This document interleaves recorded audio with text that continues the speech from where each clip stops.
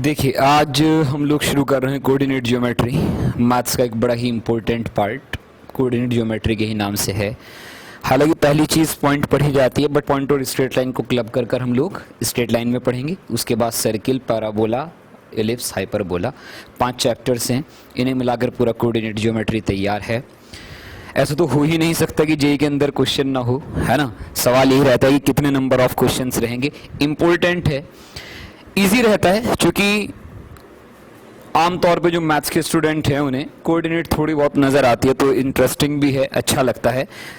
कुछ कुछ छोटी छोटी वही सब बातें हैं। पहले हम लोग थोड़ी सी ज्योमेट्रिकल जो चीज़ें हैं उनके बारे में पहले हम लोग बात करेंगे। कुछ एक छोटी छोटी ज्योमेट्रिकल चीज़ें हैं, पहले उनके बारे में हम लोग यहाँ पे बात करेंगे कि क्या क्या कुछ एक शेप्स हैं उनके बारे में पता हो। कुछ पॉइंट से शुरू करेंगे, देन धीरे धीरे हम स्ट्रेट लाइन की तरफ जाएंगे। बहुत सारी ऐसी बातें हैं जो 9th-10th क्लास के आपको याद भी रखनी है। लाइन सीधी होती है, सर्किल गोल होता है, तो इस तरह की छोटी छोटी बातें थोड़ी सी याद रखें।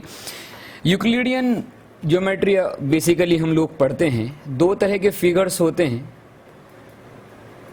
एक कॉन्वेक्स पॉलीगन होते हैं और एक कॉनकेव पॉलीगन होते हैं। मैं कॉनकेव लिखूंगा भी नहीं। कॉनकेव वो हैं जिनमें इंटीरियर एंगल 180 से ज़्यादा हो जाए। कॉन्वेक्स वो हैं कि every interior angle is smaller than 180 degree. अपने सिलेबस के अंदर यही हैं। इन्हें यूक्लिडियन फिगर्स भी कहा जाता है ना। यूक्लिड जो है वो एक मैथमेटिशियन हुए हैं, यूक्लिड भी कहते हैं, EUCLID, है ना। तो अगर हर एक इंटीरियर एंगल 180 डिग्री से छोटा है तो ऐसे कॉन्वेक्स पॉलीगन होते हैं। हम लोग सबसे पहले क्वाड्रिलेटरल से शुरू करेंगे, फैमिली ऑफ क्वाड्रिलेटरल्स। क्वाड्रिलेटरल्स वो हैं जिनकी 4 टांगे होती है, 4 लाइन, है ना, 4 वाली। तो अलग अलग शेप्स में जैसे लिखा जा सकता है। एक फैमिली टाइप में सबसे पहले हम पैरेललोग्राम लिख लें, फिर उसके बाद पैरेललोग्राम को थोड़ा सा और अच्छा करें तो रोम्बस लिख डालें, रोम्बस को भी थोड़ा सा और अच्छा करें तो रेक्टेंगल बन जाएगा, है। और रेक्टेंगल को बहुत ही प्यारा कर डालें तो एक स्क्वायर बन जाएगा। फिर एक टाइप इसका जो है वो ट्रेपीजियम है, लिखेंगे इन सब के बारे में हम लोग, आप भी ऐसे ही बनाएं, है ना। ट्रेपीजियम है, काइट है, और या तो फिर साइक्लिक क्वाड्रिलेटरल है। Cyclic quadrilateral. तो सबसे पहले शेप्स बेसिकली इसलिए जानना जरूरी है कि क्वेश्चन के अंदर कई बार इन शेप्स के बारे में बात होगी कि भाई क्वेश्चन लिखा हुआ होगा कि पैरेललोग्राम है। तो सबसे पहले हम लोग किससे शुरू करते हैं? ये ऊपर वाला तो आप लिख लें, स्मॉलर देन 180 डिग्री। और सबसे पहले पैरेललोग्राम। पैरेललोग्राम जो है वो आप पहले से भी जानते हैं। यार ये जो शेप्स आप जानते हैं ना, इनके बारे में जो बातें आपको आती हैं उन्हें आपको अच्छे से याद रखना है। माइट भी हो सकता है मैं 1-2 बातें कम बता के चल रहा हूं, तो जो आपको आती हैं उन्हें याद जरूर रखें कि पैरेललोग्राम क्या है। पैरेललोग्राम क्या है कि अगर आमने सामने वाली कैसी हो, साइड्स एक दूसरे के साथ पैरेलल हों, माने this is ABC and this is D। आमने वाली साइड्स का बराबर होना और पैरेलल होना जरूरी होता है। माने आप क्या कह रहे हैं कि जो AB है वो CD के बराबर है और जो AD है वो BC के बराबर है। सेकंड, जो AB है that is parallel to CD and AD जो है that is parallel to BC भी होता है। ये पैरेलल भी होती है और आमने सामने वाली साइड्स क्या होती हैं? बराबर भी होती है। दूसरी बात क्या होती है, जो डायगोनल्स हैं वो बराबर तो नहीं होते लेकिन बाइसेक्ट करते हैं। डायगोनल्स, तो ऐसे छोटी छोटी बातें इनके बारे में लिख लें। Diagonals bisect each other. आप समझ रहे हैं, हम छोटी छोटी इंफॉर्मेशन को बस अभी एक बार रिकॉल कर रहे हैं ताकि वो हमारे क्वेश्चन सॉल्व करते हुए काम आ सके।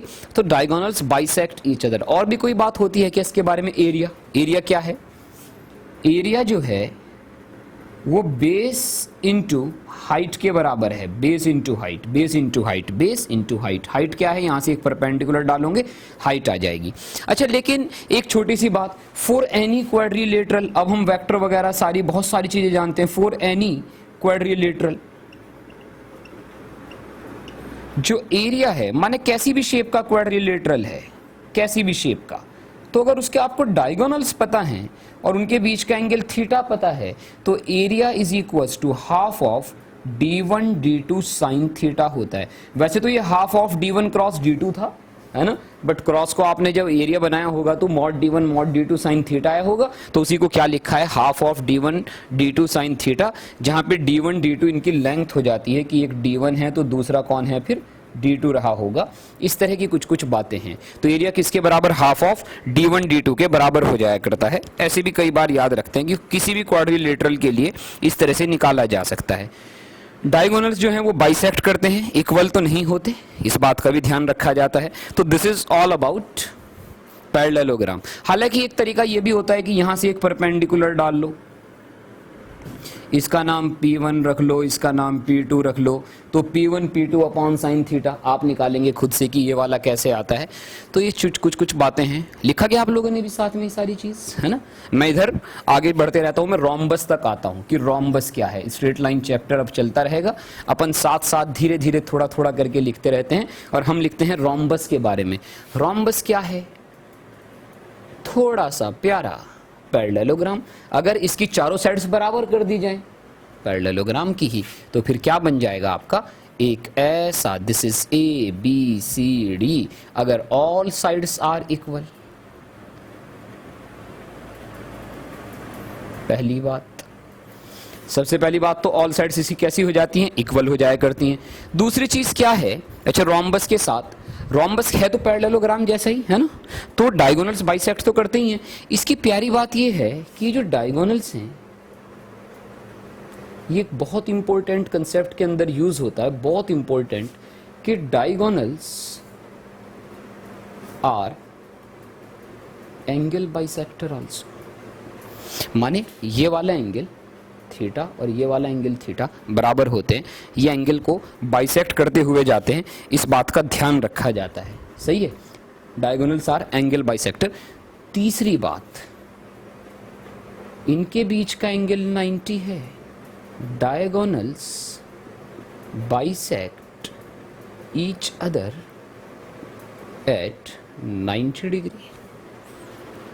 बहुत प्यार से, बहुत आराम से देखें, कोई ऐसी बहुत भारी चीज़ें नहीं है, बट कई बार काम आएगी। अगर ये छोटी छोटी जानकारी अपने पास होगी तो अपने को क्वेश्चन सॉल्व करने में बड़ी आसानी होगी। सही है ना। All sides are equal, diagonals are angle bisector होते हैं, वो बराबर एंगल पर जा रहे होते हैं, और डायगोनल जो है वो एक दूसरे को 90 डिग्री पर बाइसेक्ट भी करते हैं। सही है, चलिए लिखें इस बात को। तीसरा किसके बारे में अपन आगे बढ़ रहे थे, थर्ड वन। हाँ, थर्ड वन अपन लिखेंगे रेक्टेंगल के बारे में।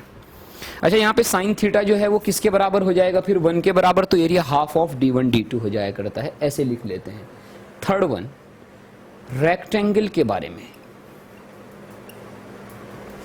This is the first, this is the second, आप साथ साथ लिखते भी रहें, and this is the third one rectangle. Rectangle क्या है, थोड़ा सा पैरेललोग्राम को सीधा कर दिया जाए। अगर सीधा कर देंगे तो इस तरह की शेप बनेगी जी, इस तरह की शेप बनेगी। This is A B C D, सीधा करना माने एंगल 90 बना देने से होता है। सही है यार, बहुत सारी बातें अब लिखने की भी ज़रूरत नहीं है। अब आप जानते हैं कि ये 90 डिग्री पर है, ये 90 पर एक दूसरे को नहीं करते लेकिन बाइसेक्ट करते हैं। सही है, तो इसके बारे में इस तरह की बातें लिखी जा सकती हैं। ये एंगल बराबर होंगे, ये बाइसेक्ट करते हैं तो ये इसके बराबर, ये इसके बराबर होगा, बाइसेक्ट भी करते हैं। और इसके जो डायगोनल्स हैं वो बराबर भी होंगे, है ना। तो लिख लें, when all interior angles of the parallelogram are 90 degree, diagonals are equal, diagonals are equal and bisect each other at 90 degree. Diagonals equal भी हैं और एक दूसरे को 90 डिग्री के ऊपर क्या करते हैं, बाइसेक्ट भी कर रहे होते हैं। एरिया क्या हो जाएगा, या तो बेस इंटू हाइट, या तो दोनों बराबर हैं तो हाफ ऑफ डी स्क्वायर के ही बराबर हो जाएगा ऐसा एरिया, जहां डी क्या है, लेंथ ऑफ ट्राइगोनल रहा होगा। सही है, तो ये छोटी छोटी सी बातें हैं। इसे और प्यारा करा जाए शेप को तो क्या बनेगा, हाँ स्क्वायर बनेगा, बनेगा ना। अरे और अच्छा करेंगे तो क्या बनेगा, स्क्वायर। सही है ना। तो अगर और अच्छा करा तो फोर्थ वन पर चलते हैं, and the fourth one is square. Square में दुनिया की सारी विशेषताएं होती हैं। ये परफेक्ट बच्चा है, this is the perfect guy, A B C D, सारे एंगल 90। अब मैं लिखूंगा नहीं, आप लिखेंगे सारी बातें। डायगोनल्स इक्वल भी हैं, बाइसेक्ट भी करते हैं, 90 पर भी करते हैं, एंगल बाइसेक्टर भी होते हैं, सब है। दुनिया की जितनी विशेषताएं ढूंढी जा सकती है, ऐसा आदमी पैदा होना ही इम्पॉसिबल है जैसे स्क्वायर होता है, ठीक है ना। सब कुछ है भाई इसके अंदर, सारी बातें हैं। चलो इसके बारे में ज़्यादा बातें भी नहीं करते, पता चला अपन इन्फीरियरिटी में आ जाए ऐसे देख करके, है ना। ऐसा तो लोग कहाँ होते हैं। 6th one, trapezium. ट्रपीजियम क्या है? अगर आमने सामने वाली साइड पैरेलल हैं और उन्हें इस तरह की साइड से मिला दिया जाए, this is A B C D, तो one pair of sides is parallel, ठीक है ना। One pair of side is parallel. यहां से यहां एक परपेंडिकुलर डाल दिया जाए तो ये हाइट के बराबर आ जाता है। जो एरिया है that is half of sum of parallel sides into height के बराबर होता है। एरिया जो है वो half of sum of the parallel side into height के बराबर होता है।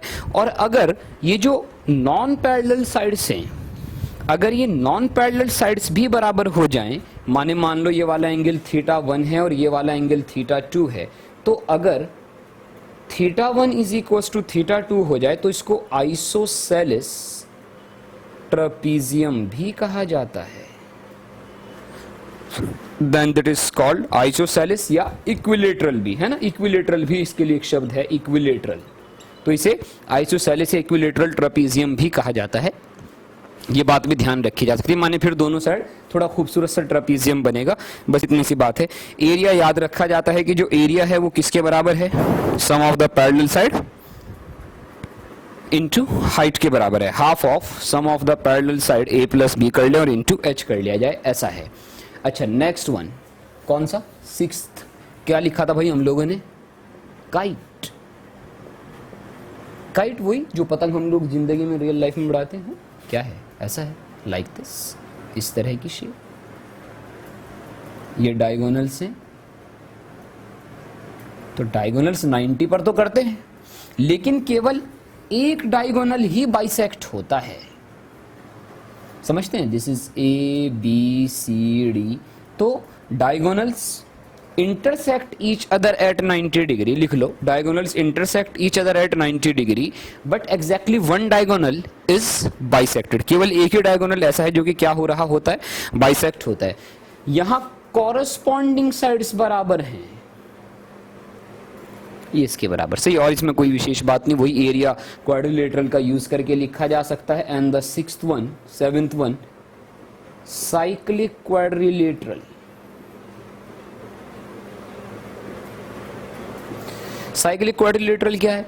अगर किसी क्वाड्रिलेटरल को एक सर्किल के अंदर बनाया जा सके, माने चारों के चारों वर्टेक्स अगर किसी सर्किल के ऊपर लाए कर रहे थे, तो इस तरह की प्यारी शेप्स को, दिस इज ए, क्या कहा जाता है? Cyclic quadrilateral. साइक्लिक क्वाड्रिलेटरल के बारे में कुछ एक अलग अलग बातें हैं। सबसे पहली बात यह है कि angle A plus angle C 180, आमने सामने वाले एंगल का सम 180 के बराबर होता है। मैंने जो शुरू में आपसे बात कही थी कि भाई कुछ एक जो बेसिक कंसेप्ट आपने 9th 10th में पढ़े हैं उन्हें याद करने की जरूरत है, तो ये वो कंसेप्ट हैं। ये सारी बातें आपने पढ़ी हैं, तो हम प्रूफ तो नहीं कर रहे, केवल रिकॉल करा रहे हैं, ठीक है ना। तो आमने सामने वाले एंगल का सम 180 डिग्री के बराबर होता है। अच्छा, एक बहुत प्यारा रिश्ता होता है, उसे टॉलमीज थ्योरम कहा जाता है। ये रिश्ता अलग अलग तरीके से प्रूव करा जा सकता है। हमारे स्तर पर इस रिश्ते को प्रूव करने के लिए हम एसओटी नामक चैप्टर देख सकते हैं, ठीक है ना, ट्रायंगल का यूज कर कर। और भी कई सारे माने कॉस थीटा अगर अलग अलग लिख लिया जाए, आमने सामने वाले एंगल का सम कितना होता है? 180 डिग्री के बराबर है। क्या कि अगर मान लो इस साइड का नाम A, B, C and this is D, और ये दोनों D1 और दिस इज D2 ऐसा हो, माने अगर मैंने साइड्स के नाम क्या रखे होते?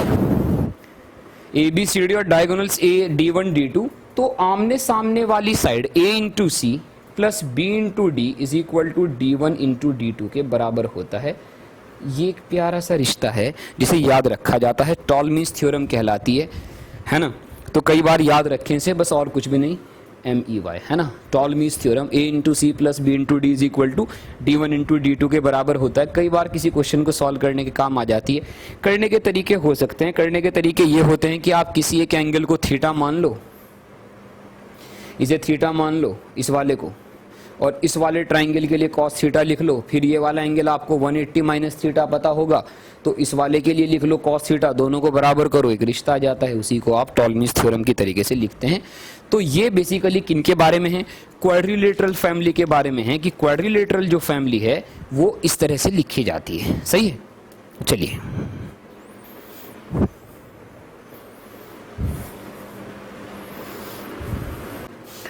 देखिए, next is rectangular coordinate system. हम ये सारी कोऑर्डिनेट ज्योमेट्री जो पढ़ेंगे that is called rectangular coordinate system. ऐसा करा क्या गया है कि एक ऐसी दो एक्सिस बनाई गई है, दिस इज एक्स वाई।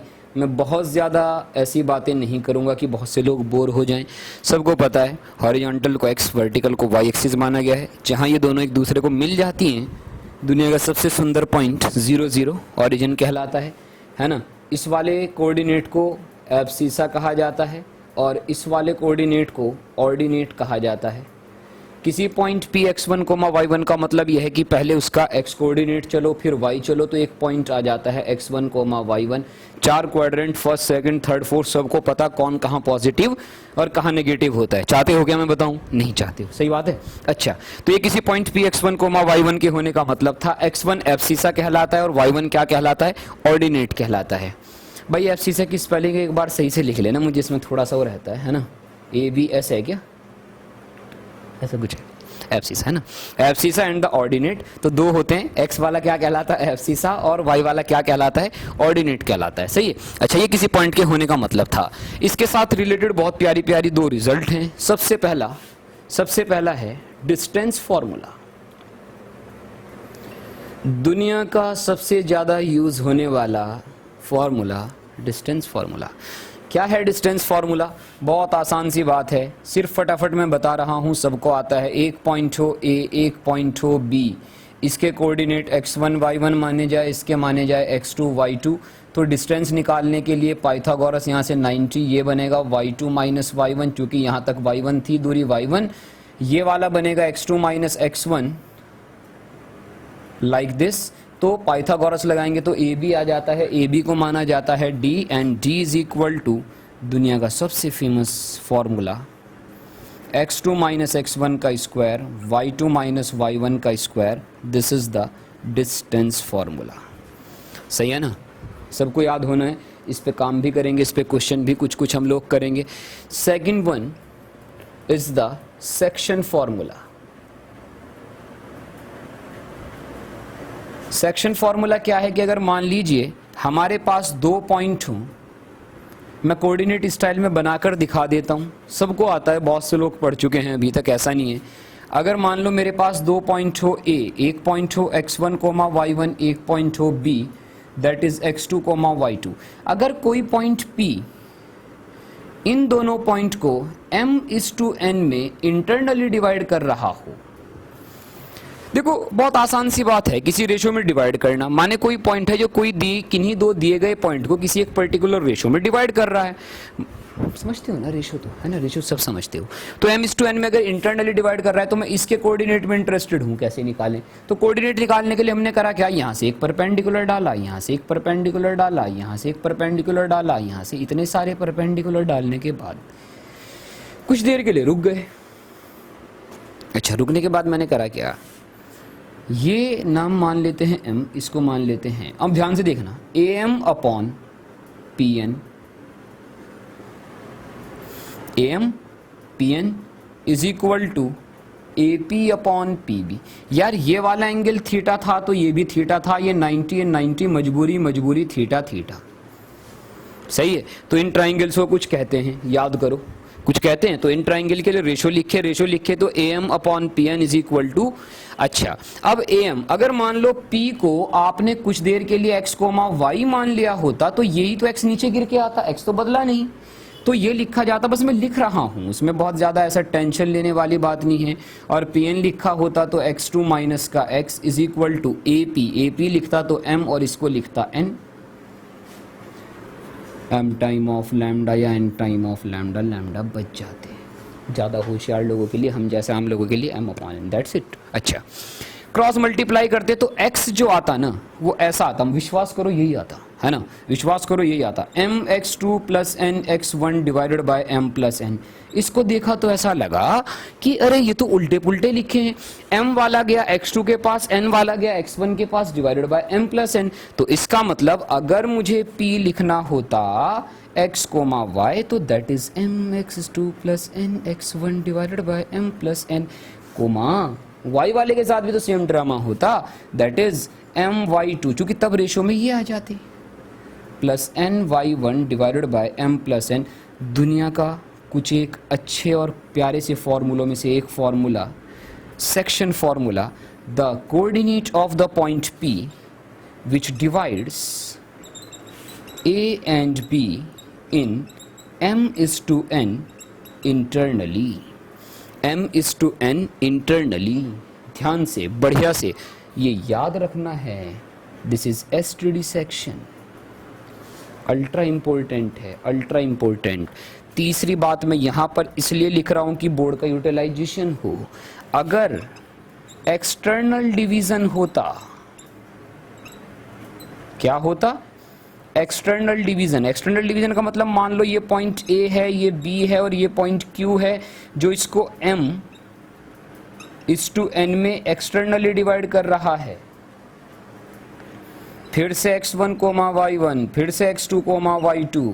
तो जो Q के कोऑर्डिनेट हैं वो आते तो ऐसे ही, M इसके साथ जाता mx2, N इसके साथ बस बीच में माइनस आ जाया करता है, और बच्चों उल्टा पुल्टा भेजना है, प्लस यूज करना, माइनस, बाकी कुछ नहीं याद रखना कि ऐसा नहीं nx1 mx2 कोई फर्क नहीं पड़ रहा है, माइनस खुद हिसाब बराबर करेगा, my2 माइनस ny1।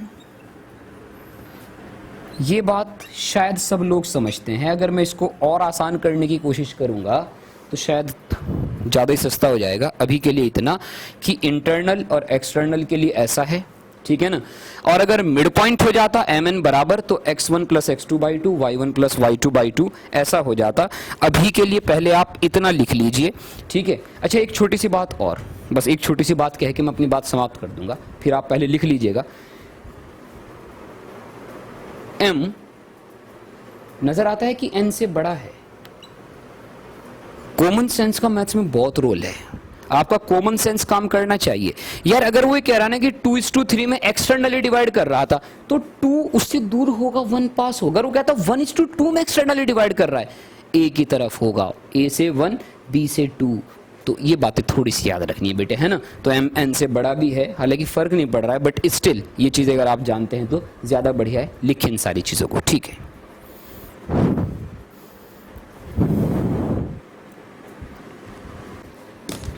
देखिए, सेक्शन फॉर्मूले को लेकर जो नेक्स्ट कंसेप्ट है that is harmonic conjugate.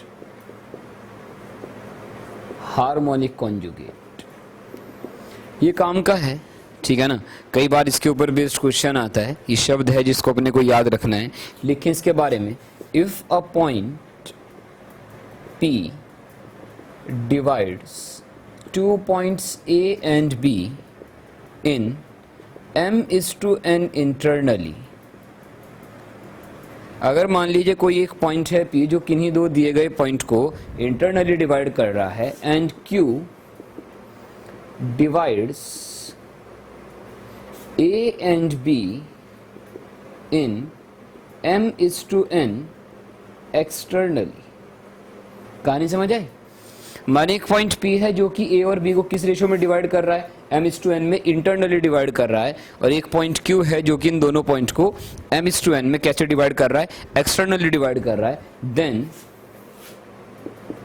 P and Q are called harmonic conjugate of each other with respect to A and B। तो ये जो दोनों पॉइंट है ये A और B के रिस्पेक्ट में क्या कहलाते हैं, एक दूसरे के हार्मोनिक कॉन्जुगेट कहलाते हैं। बेसिकली होता क्या है, अगर मान लीजिए हमारे पास कोई दो पॉइंट है A और B, तो अगर कोई पॉइंट P इसको m:n में डिवाइड कर रहा है इंटरनली, और कोई एक पॉइंट हो हमारे पास Q जो कि इन्हीं दोनों पॉइंट को m/n में डिवाइड कर रहा हो एक्सटर्नली, समझते हो ना। तो ये दोनों पॉइंट P और Q एक दूसरे के हार्मोनिक कॉन्जुगेट कहलाते हैं। हार्मोनिक कॉन्जुगेट का मतलब ये है कि अगर A से कहानी शुरू हुई तो AP, AB and AQ are in HP। HP का क्या मतलब होता है, ट्वाइस ऑफ, उल्टा करूंगा, AP is equal to 1/AP plus 1/AQ।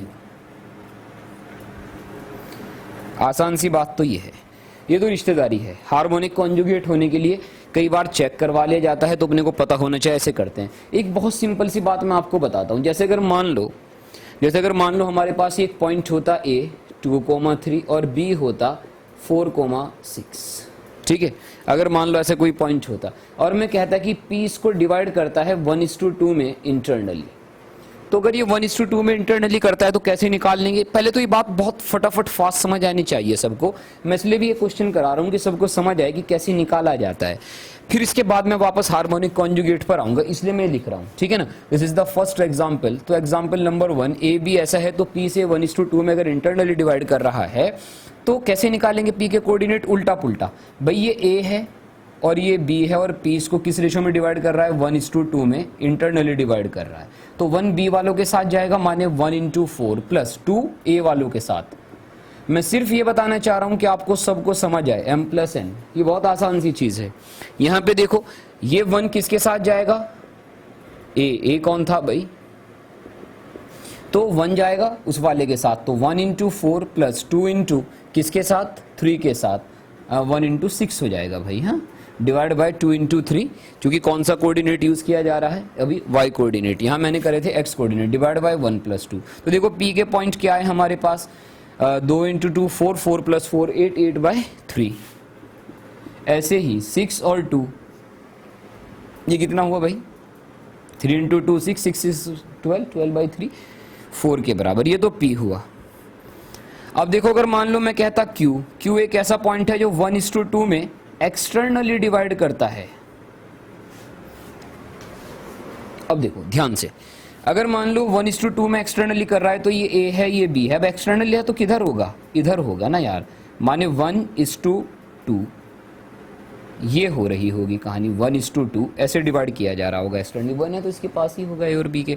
A कौन है आपका, A है 2,3 और B कौन है 4,6। तो एक्सटर्नल है तो उल्टा पुल्टा, A उसके पास गया तो Q के कोऑर्डिनेट कैसे लिखे जाएंगे, 1 4 के साथ, 1/4 माइनस 2 3 2 के साथ, डिवाइडेड बाय 1 माइनस का 2 m-n, कोमा देखो 1 किसके साथ, 6 के साथ, माइनस 2 × 3 डिवाइडेड बाय 1 माइनस का 2।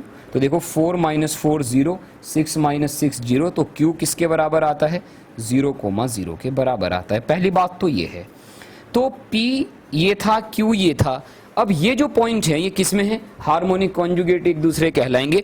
B से शुरू करोगे तो BA, BP, BA and BQ किस में नजर आएंगे आप लोगों को, HP में नजर आएंगे। माने अगर आपने ये डिस्टेंसेस कैलकुलेट करे बेटा जी, BP, BA and BQ, BP, BA, BQ किस में नजर आएंगे आपको, HP में नजर आएंगे। तो इन बातों का थोड़ा सा ध्यान रखा जाता है कि ये कैसे निकाला जाता है। मैं एक छोटा सा क्वेश्चन और यहीं पे कराऊंगा। ये तो क्या है, सीधे सीधे रेशो निकालने का क्वेश्चन है। कई बार एक क्वेश्चन ये होता है कि if A B, this is example number 2, इसे आप लिख लो, वो वाला तो आपने लिखा होगा है ना, इसे भी आप लिखो साथ साथ। देखो एक टाइप ऑफ क्वेश्चन ये होता है, example number 2, find the ratio in which P 0,0 divides A and B। पहली बार रेशो दिया होता है तो पॉइंट निकालना आसान है। अगर मान लो पॉइंट दिया हो और रेशो निकालना हो तो रेशो निकालने का तरीका क्या है, रेशो निकालने का तरीका यह है कि लेट λ/1 में बंटवारा करता है। आप तो हर बार λ/1 मान लो ना, इंटरनल सोचने की जरूरत ना एक्सटर्नल, आप तो इंटरनल मान के क्वेश्चन सॉल्व करो। क्वेश्चन का सॉल्यूशन इतना समझदार होता है कि वो खुद ब खुद आपको ये बात बताएगा कि whether the point is dividing that 2 points in internally और इन एक्सटर्नली। सही है, तो ये रहे 2 पॉइंट A और B। आपने मान लिया भाई लैम्डा इस टू 1 में कर रहा था, लैम्डा किसके पास जाएगा p, तो b कैसे लिखा जाएगा लैम्डा, b कौन है भाई 4,6, a कौन है भाई 2,3, जरा लिखवाओ तो सही, 4 lambda plus 1 into 2 divided by lambda plus 1 comma, यहाँ से देखो भाई, यहाँ से देखो y कैसे लिखूंगा 6 लैम्डा प्लस का 3 अपॉन लैम्डा प्लस 1, और किसके बराबर, उसने कहा जी ये तो 0,0 है, सही है। तो अगर 0,0 है तो देखो देखो देखो 4 lambda plus 2 upon lambda plus 1 is 0, या 6, दोनों को करके देखो कि दोनों से लैम्डा सेम आना भी चाहिए।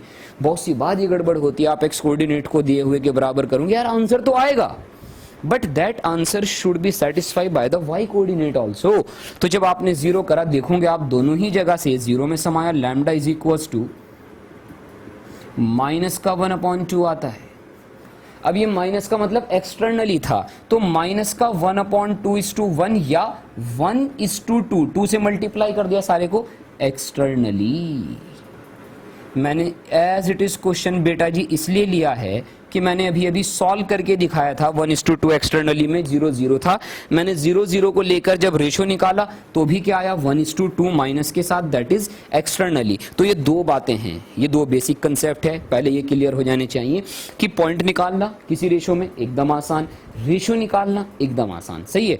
अपन बात कर रहे थे हार्मोनिक कॉन्जुगेट की, इसे लिखें वापस से, मैं हार्मोनिक कॉन्जुगेट के एग्जाम्पल आप लोगों को बताता हूं, लिखो फटाफट सारे के सारे, फटाफट लिखो इस एग्जाम्पल 2 को।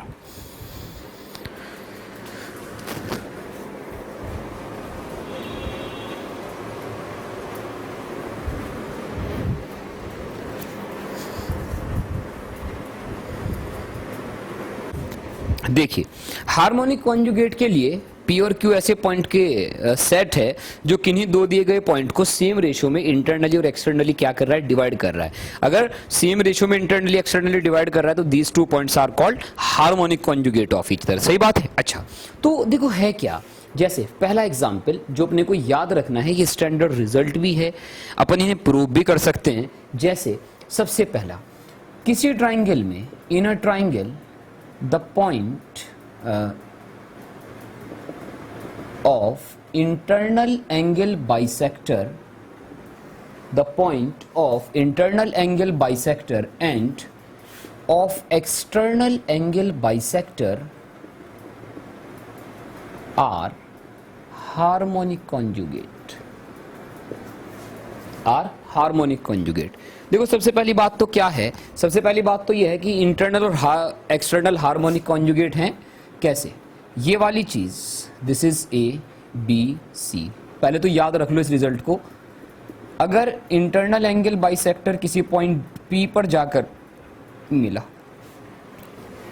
तो पहली बात मैं एक प्रूव करके दिखाता हूं, दूसरा आपको मानना पड़ेगा, ठीक है ना, कि ऐसा होता है। इंटरनल एंगल बाइसेक्टर सामने वाली साइड को अगर इसका नाम C और B होता और इसका नाम A होता तो P इस B और C को C/B में डिवाइड करता है। मैं लाके दिखा देता हूं, ठीक है ना। मैंने क्या करा, इस एंगल को B मान लिया, इस एंगल को C, इसको थीटा माना, तो ये कितना 180 माइनस का थीटा होगा। तो देखो ट्राइंगल, इसको मैंने कुछ देर के लिए x मान लिया तो इस वाले को मैं कुछ देर के लिए y मान सकता हूँ, ऐसे मैंने रेशो मान लिए। तो मैं साइन रूल लगा रहा हूँ सीधे सीधे, ठीक है ना। ट्राइंगल ABP में, ABP न्यूज़ है, ABP के अंदर अगर C अपॉन साइन थीटा तो x अपॉन साइन A/2, पहला रिश्ता। और ट्राइंगल अगर APC यूज करा तो B अपॉन B के सामने साइन 180 माइनस थीटा, फिर से साइन थीटा, और this is y upon sine A/2। आप ध्यान से देखोगे दोनों को अगर मैंने डिवाइड करा तो x/y इज C/B आएगा, वही मैंने लिखा है। तो पहली बात तो ये है कि जो इंटरनल एंगल बाइसेक्टर है वो सामने वाली साइड को कॉरस्पॉन्डिंग साइड्स के रेशियो में इंटरनली डिवाइड करता है। अब इसी के साथ एक रिश्ता क्या है कि अगर एक्सटर्नल एंगल लिया जाता और ये आगे बढ़ाते तो ये इसी साइड को किसी पॉइंट Q पर काटता, and this Q divides B and C in C/B externally. अब सारी बात समझ आनी चाहिए। आप इसके लिए फिर से कर सकते हैं, है ना, इस एंगल को कुछ मानेंगे, ये पाई माइनस ए है तो this is pi by two minus A by two, ऐसे ही pi by two minus A by two, triangle बनाएंगे, आंसर आ जाएंगे।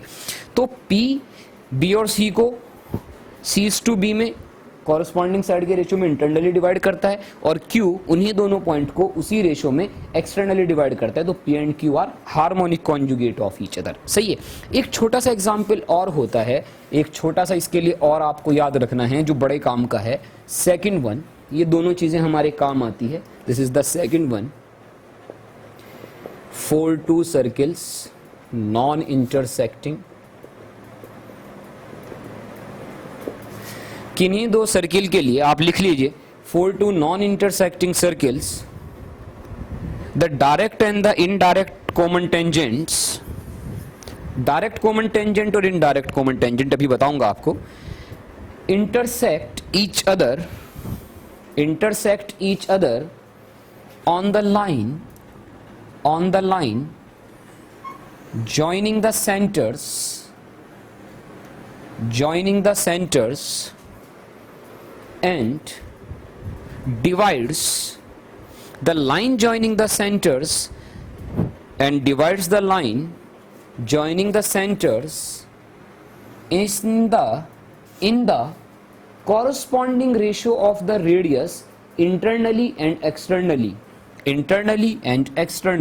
देखो जी, अगर मान लो एक सर्किल हो जिसकी रेडियस r1 और एक दूसरा सर्किल जिसकी रेडियस r2 हो, तो जिसकी डायरेक्ट कॉमन टेंजेंट है या इंटरनल एक्सटर्नल, इनके लिए और अच्छे शब्द भी कभी ना कभी आएंगे। जब अपन सर्किल पढ़ रहे होंगे तो इसके लिए हम अच्छे शब्द भी यूज करेंगे कि भाई इनको जो है ट्रांसवर्स कॉमन टेंजेंट भी कहा जाता है, ठीक है ना।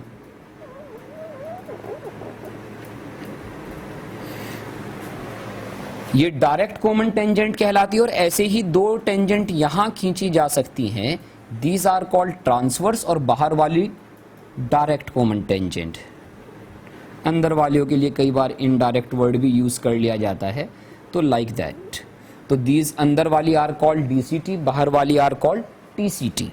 तो ये जो कॉमन टेंजेंट्स हैं, they intersect on the line joining centre C1 and C2, और ये इस पॉइंट को P और इस पॉइंट को Q, तो P divides C1 and C2 in R1:R2 internally and Q divides C1 and C2 in R1:R2 externally, so P and Q are harmonic conjugate of each other। तो ये एक बहुत प्यारा क्वेश्चन एक दिन बनेगा। एक दिन क्या होगा कि हम इस क्वेश्चन के बारे में कैसे बात करेंगे, हम इस क्वेश्चन के बारे में कुछ ऐसे बात करेंगे कि भाई ये वाली टेंजेंट का ये वाला पॉइंट तो आपको पता था, तो क्या आप इस वाले पॉइंट के बारे में भी बता सकते हैं क्या। माने सेंटर पता होंगे बट तब अगर डिटेल में जाएंगे लंबा होगा, बट अगर ये कंसेप्ट याद रहा कि these two are harmonic conjugate, तो क्यू पता है तो पी निकाल देंगे, पी पता होगा तो क्यू निकाल देंगे, लाइक दिस। ठीक है ना, इजी है, समझे। तो ये दो फेमस थोड़े से एग्जाम्पल हैं हार्मोनिक कॉन्जुगेट के लिए, आप थोड़ा अच्छे से बनाएं, ठीक है ना। चलिए लिखें इन दोनों को, करते हैं फिर आगे, लिखेगा इसे।